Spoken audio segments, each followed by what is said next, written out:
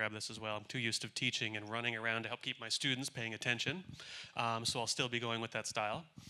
Yes, very nice to meet you all. And today, I really appreciate the first presentation. Thank you as well, because it covers a lot of like the broad challenges in robotics. And then here I'm going to give more of like my area, which is a bit more like the AI perspective and like how to maybe deal with some of the challenges. Because AI is good for some things, not for everything. Like if you already have a good model for the physics, don't really need to go and collect data. But for many of the things where it's really hard to come up with a model for how the physics works, for things that are soft bodies, dealing with people, everything that's stochastic. And here, this is kind of basically we'll talk about some details of how to make a good system conceptually and how to start to deal with these problems, but we'll probably still need to collect more data for it. So let's get into this. So here, as everyone's probably a big fan of here, robots are fantastic. They're really awesome tools. They've been used for manufacturing, a lot of different types of like locomotion, navigation for quite a while. And they've actually been around for a long time. One of my favorite, at least historical things, almost 100 years ago now was the first humanoid robot. It was fairly mechanical. It pretty much only stood up and sit down. But at that point, basically we can already start to manufacture some of these. Not as nice as the humanoid robots in the previous talk, not even close, but at least we already got the concepts and ideas and some of the manufacturing skills. And then here, this is a bit more about, all right, how can we make these systems even more flexible? So they often operate in really controlled environments. They can perform really high tasks, but they can't handle small changes in basically like the manufacturing design. If suddenly, the car door has to be an inch wider or something like that, you might have to reprogram the entire system in order to get this to work. So a lot of what I'm talking about and where I focus a lot on kind of AI here is how can we make these systems much easier to adapt, much easier for us to reprogram. As some of you might expect, like it takes a really long time to develop a robotic system, years, sometimes a decade to make a really good one. If we can iterate on this faster, at least being able to design those new control systems, then we can have much better tools. Like these robots can be far more useful for the stuff we want them to do to help us with the stuff that we want them to actually help us with. So this is where people can have much more time to do the things that they want to do. At least like to give this example, you could spend more time with your family. Einstein was just working on mathematics in his free time while he was at a patent office, and maybe that creative time that we have and could have more of is where we'll really have more impact and think more about the people around us.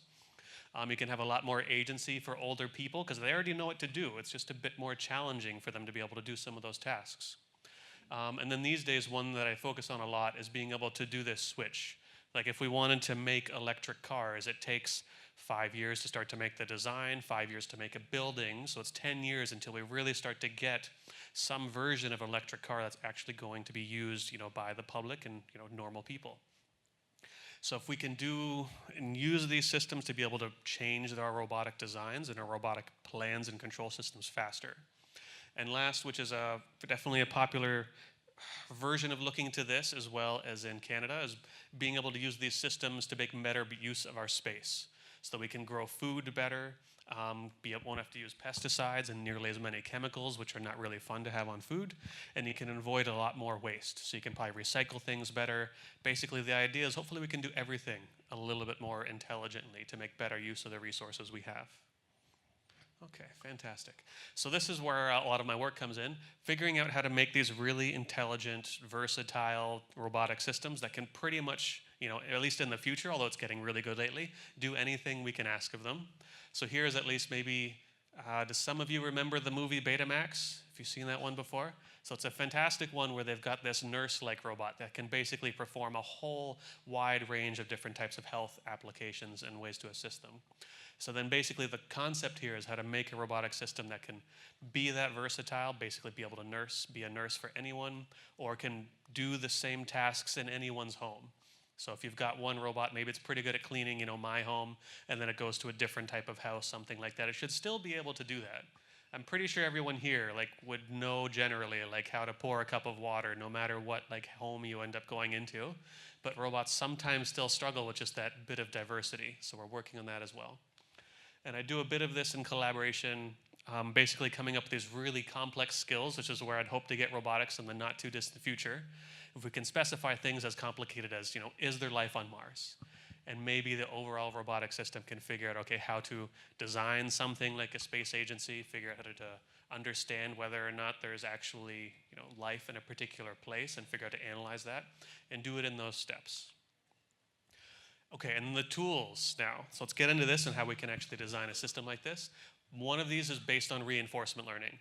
Reinforcement learning is motivated a lot from psychology and development of people, and it's the concept of really how can we mathematically try and formalize the way that people end up learning. And in this case, it's just this idea that an agent can go out into the world, it interacts, and it either does a good job or a bad job. And let's just say we've got like a simulated parent inside of the simulator that says whether or not it did a good job or a bad job. And then over time, it starts to do more of the things that its parent really wants it to do. At least in this case, though, we have to do the really complicated problem of figuring out, all right, how do we express the parents like things that they want their child to learn mathematically, which is not too easy, but often we can come up with some good examples. And this is basically this process. So you can just let the robot, in this case, go and learn out in the real world. I'll talk a little bit about safety at the end. But then here it can interact with the world in these more complicated situations. Here where there was a bunch of children basically all playing in this room together, interacting, not fighting, and collectively constructing basically this whole block village and basically like transportation system. And to get agents that can do that someday. Okay, so let's get into a few of the tools. So one of the tools that's basically being far more like useful and giving us a lot of abilities these days is now taking that reinforcement learning paradigm and combining it with deep learning. The reason why the deep learning is helpful is before we had to do a lot of like customization of basically what was important for the robot to actually process over and analyze while it was performing its tasks. And now when we have something like deep learning, which is just this really large network that can include a lot of data, we don't have to think so carefully about the specific information we give to the robot to perform its task. Here it is basically give it all the information that's possibly available. And robotics is also fantastic because there's image sensors, there's sound sensors, there's LiDAR sensors, all sorts of things, touch sensors. Just give all of this information to this deep learning system. And then from this learning process where it's rewarded to do the better stuff that it's like parent basically told it to do, it'll eventually figure out what to pay attention to and all of those inputs that it's getting in order to repeat that good behavior that it was doing before. And that's where it finds a better action and then just uses a bit of calculus to figure out, okay, now what in this network should it pay attention to and all that sensor information so that the next time it visits that same state, it'll do that thing that was a little bit better than the last thing it did. And then slowly, incrementally get better and better at this over time. Okay, the challenges though, so this still, and a lot of the areas for machine learning, still struggles to generalize. So this might work really well here in these environments for this robotic arm for this task. We do train this quite a bit across a couple of different objects, so it's only really trained on the top 3 and not on the bottom right for this bear.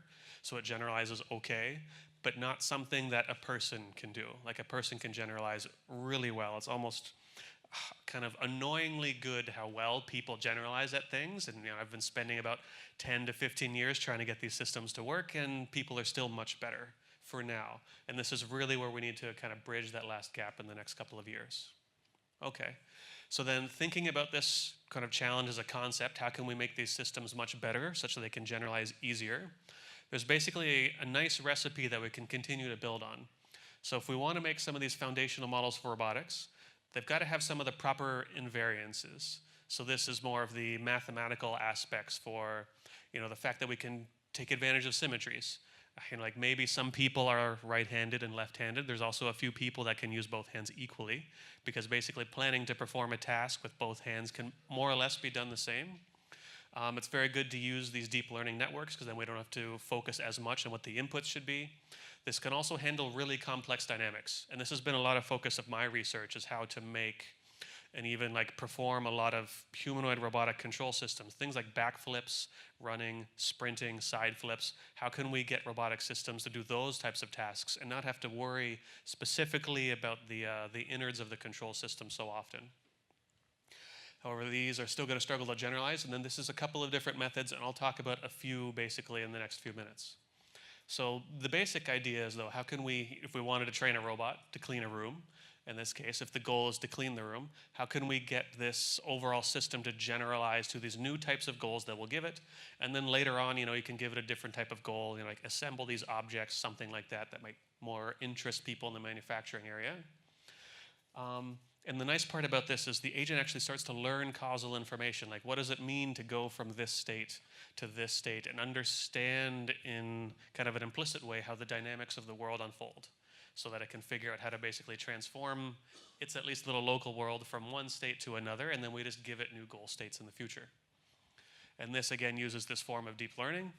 And then the tricky part can be then we still need to generate a lot of goal data from this. Like how do we get goals in order to be able to train this system such that when someone else, even in this room, gives it a new goal in the future, it'll understand how to perform that goal without necessarily having completely trained on an exact same version of that.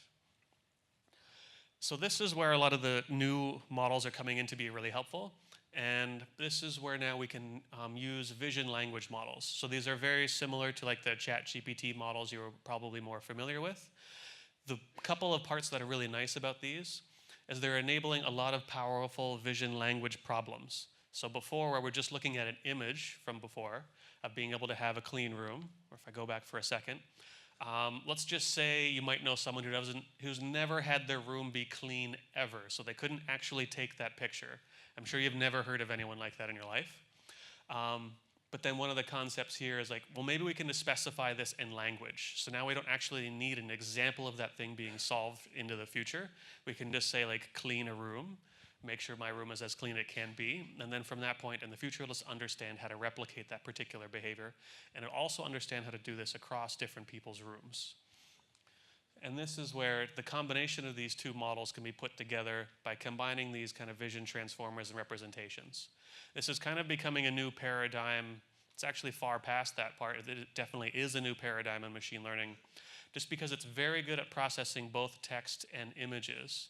And this has been a slight challenge sort of in the machine learning area and avenue to get models that can process basically all of that nice diversity of different sensor inputs that I was mentioning from before, such that we can now just have one large model that can handle all of that sensory information, and we can just care about at the end, just output basically the control for the robot. So again, it makes our lives and design a bit easier, so we don't have to do as much customization per robot or per task.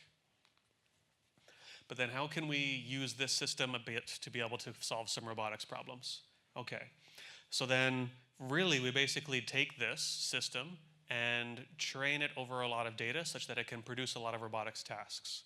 So in this case, we basically start with a small data set where we can specify goals in images or language.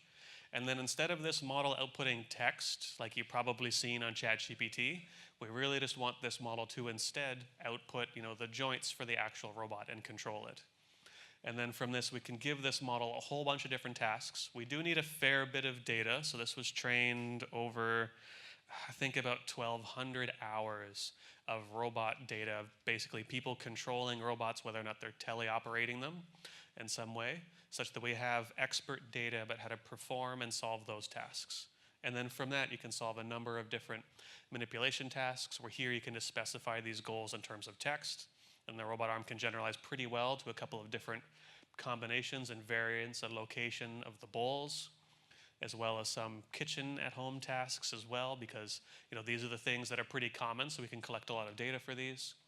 And being able to clean up some points of the actual environment pretty well. And last, doing kind of a similar version to the top right task, but now we can have more variation. And all of this was kind of performed across a bunch of different environments and schools, which was really key to a lot of the success. So this didn't work in just my lab.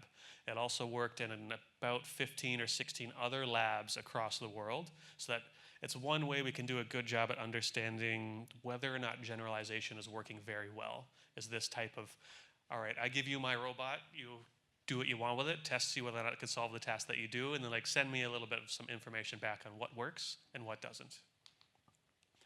So this works fairly well. There ends up being a really large data distribution that we end up having to balance. And here there's data from a ton of different data sets that different schools have basically collected and put all together to be able to train this particular model. Okay, so there's still a bit of a challenge. There's actually a huge challenge here, because we really don't have nearly enough data to start to understand some of those like not easy to be able to predict physics problems. So we've got good models when there's a lot of like linear control and basically rigid body physics. But if we're going to come up with models that understand, I guess, soft bodies, also like human behavior as these systems will interact with people as well, where are we going to get all this data? You know, it's basically lucky, somewhat, that ChatGPT and those models, that the internet was already invented. And that because then there was just plenty of data that I'm sure even some of the people in this room, the data that you've been typing into the internet has probably contributed to helping train those models. But we don't have this for robotics. We need much more in order to be able to get to that type of generalization. So if we want to be able to do this and generate some type of physical reasoning that is this skilled, we need something kind of on the order of getting near basically the internet in terms of robotics data systems. This is where a lot of people have been figuring out how to generate a lot of different types of data. So one thing that might also help us here is, at least for robotics, it's not just text. There's a lot more information in every individual image that's actually used to train a robot. And this is why this might actually help the system a lot. So basically every video recording of a robot being able to perform a task is more like a book's worth of information, how to understand the physics, how things move around, how the pixels change. So this also gives us a little bit more information than just the text and how to describe it. But a lot of the aspects here is also still to use this to figure out to collect stuff from experts. The reason why experts are good is because they already know how to perform these tasks, and it's at least tricky at some points to understand whether or not this task was good enough for it to be solved, and here we'll use experts to collect a lot of these. So this is where the community kind of grouped together. It's like, how can we solve this scale problem? And we got all together to figure out, all right, how can we collect data basically at scale? And with a goal of basically figuring out how to combine these systems in the future. So one path that I really like and has been gaining more traction recently is basically figuring out how to solve this data problem, especially for humanoid robots. As you can take one example where we don't want to train everything from scratch. If we've got one robot arm that can learn how to pour tea and one humanoid robot that's fairly good at walking already, it should be at least mathematically possible to combine these two systems and the control systems such that now we've got a great robot that can figure out how to walk and pour tea without having to train on that task specifically on the new hardware. Because if we do it that way, we're going to need way, way more data. So then the next step of trying to reduce the data needs is figuring out how to basically combine the data in intelligent ways such that we can not need nearly as much data for the future. So this is basically be able to train and collect data across a number of different robots and train one model that can control all of these different robots. And this has a lot of different advantages. So how to do this? One way to conceptually think about this is this idea is really similar to one of the early language modeling concepts where we were making a lot of language translation models. And they were working okay. But when they really took off is when a model was trained across like most of the languages that exist in the world. Because then the model can really start to understand like what does the concept like a sunny day mean in many different languages, such that now its concept of like a sunny day is invariant to the different language. It's not specific to that. And we want the same thing basically for every robot. So then for our next step is, all right, now we're gonna have to make this policy and control system that works well across every robot such that a robot understands how to walk. And it's not just understanding how to walk like on a particular robot. Basically everyone in this room, more or less, I think, understands how to walk, but we're all slightly different heights, we're all wearing different clothes, all those sorts of things, but it doesn't really affect us. We all know what walking means just because of how much we've practiced it over our lives. And there's maybe even important invariance here where like humans might also be very good at this transfer because, I don't know about you, I think everyone probably started out a little bit smaller in life, right? Like probably about this high, and then you grew over time. And because of that growing process and you still had to perform all the same tasks and grow, you develop a lot of unique invariances to the changes in your physical body while you still understand how to perform those skills.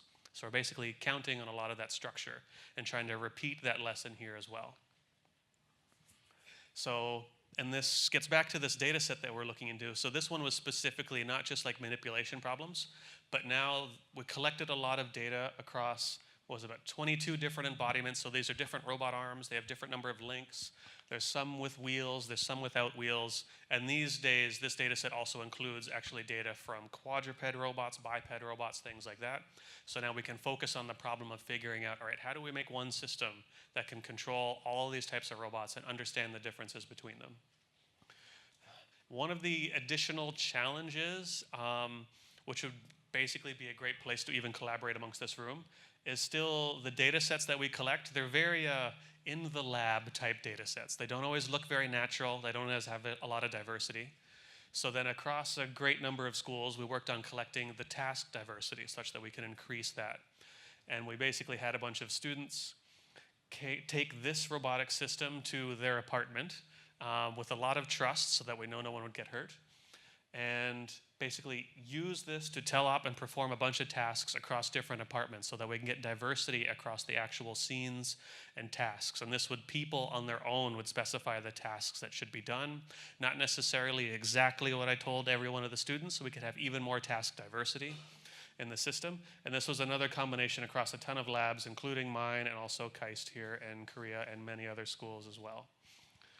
And then from this, we can show that now if we can train this model again, so the one I showed before, with this additional data diversity, here the system now becomes additionally basically robust. It can solve a number of tasks without having to run into a bunch of different issues.